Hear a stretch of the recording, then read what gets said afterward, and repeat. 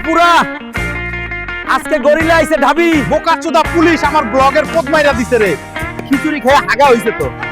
মেয়ে দেখলে আসলে তাও এক কথা ছিল। গরিলা ঢাবিতে এলে মাটি কাঁপায়।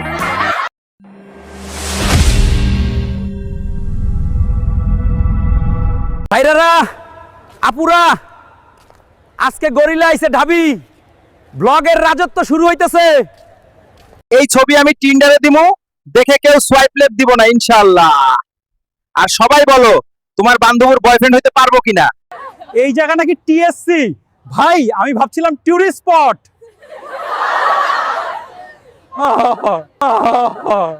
এই খিচুড়ি খায়া বুঝলাম ভাবির খাবারে আসলেই পিএইচডি আছে, কিন্তু বারবার বাথরুমে গেলে আমার দোষ নাই।